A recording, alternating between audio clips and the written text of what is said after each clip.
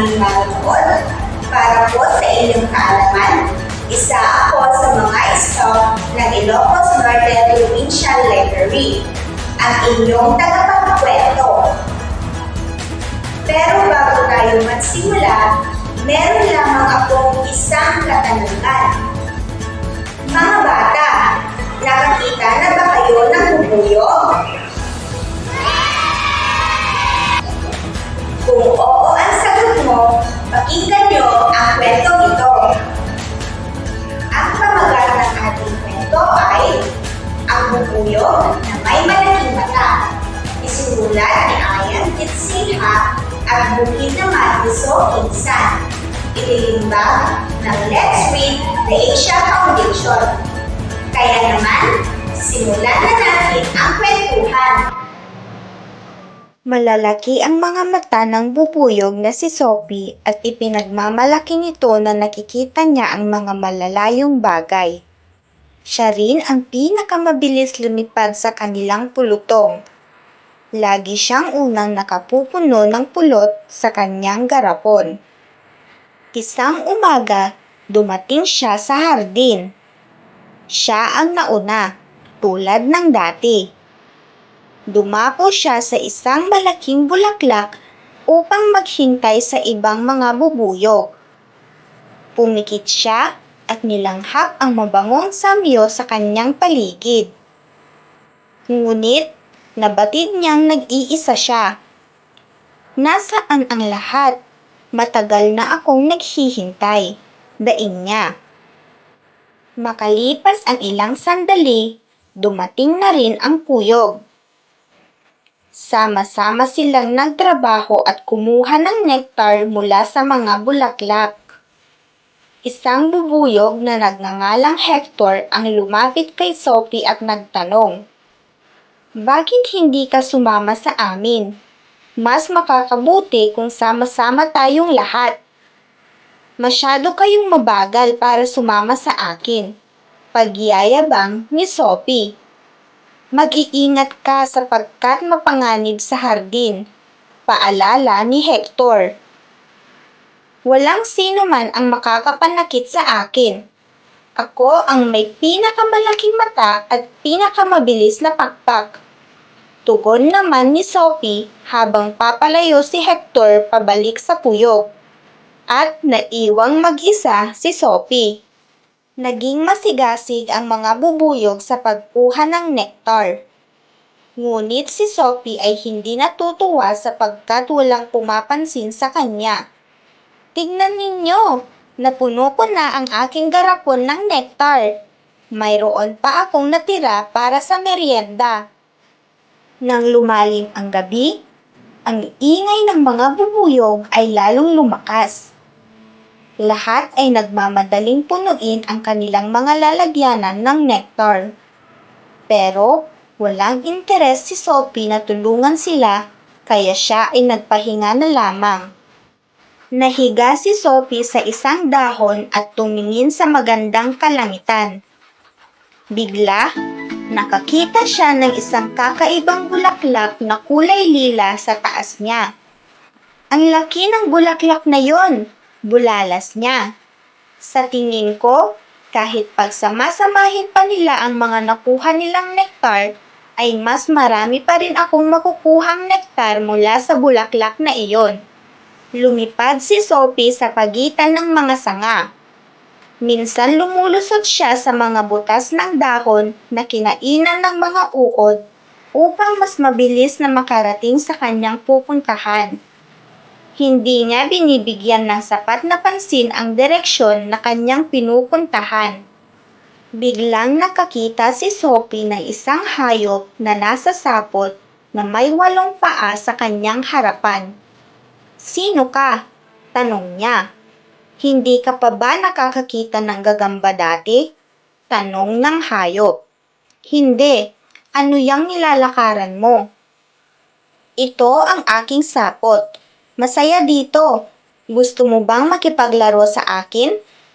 Dala ng kanyang pagkamangha, lumipad si Sophie papunta sa sapot. Ngunit, napansin niya ang isang lamok na nabitag ng sapot. Nakaramdam si Sophie ng pagkabahala sa kanyang bagong kaibigan. Sinubukan niyang lumipad palayo, ngunit ang isa niyang paa ay nadikit na sa sapot.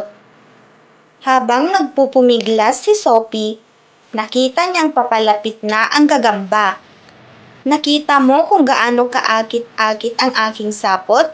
Wika ng gagamba habang inilalabas nito ang kanyang mga pangil. Nagpasyang umalis agad si Sophie. Ikinampay niya ng malakas ang kanyang pakpak at pinaalalahanan ang sarili na siya ang pinakamabilis na bubuyog sa kuyog.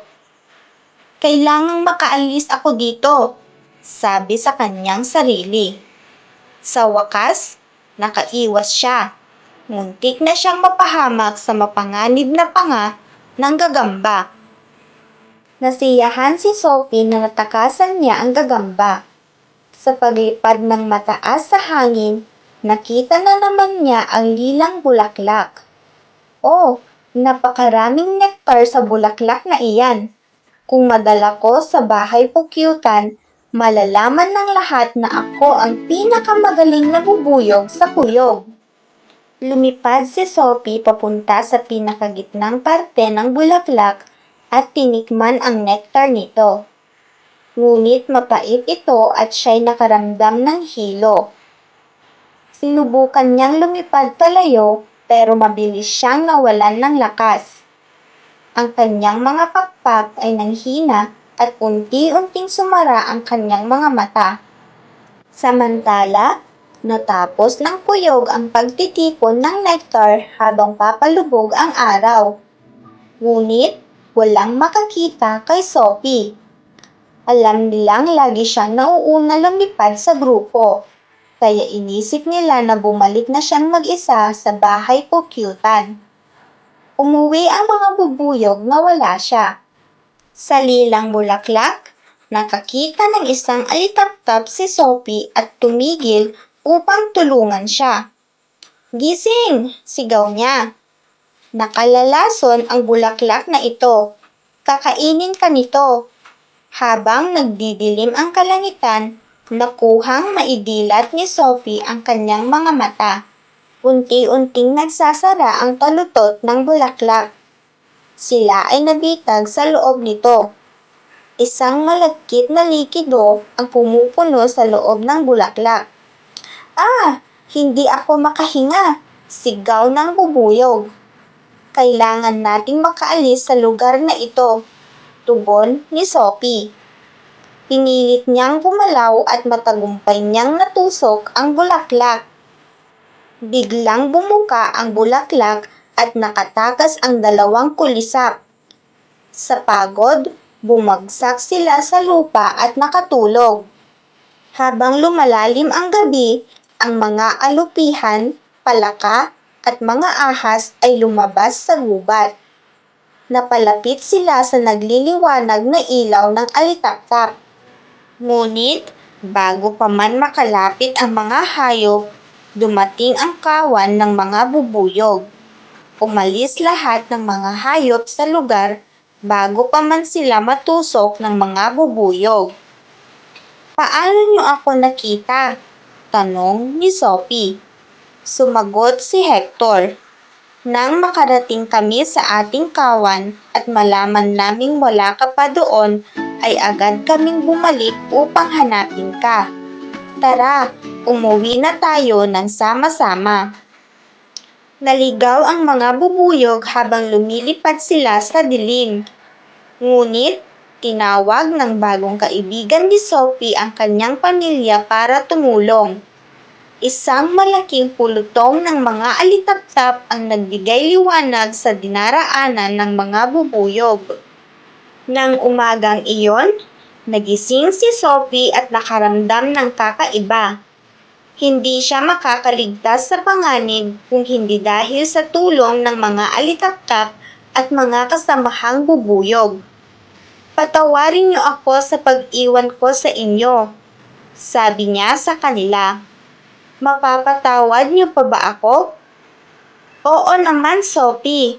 Ang mga bubuyog ang pinakamagaling kapag palaging sama-sama." At diyan nagtatapos ang ating kwento. Laging tandaan, huwag maging mapagmataas at huwag laging isipin na kaya mo ang lahat. Huwag din iiwan ang kaibigan sa hirap man o ginhawa. Dahil ang tunay na kaibigan ay laging nandyan upang umalalay sa oras ng pangangailangan. Hangad po na may natutunan kayo sa kwentong ito. Hanggang sa muli, paalam!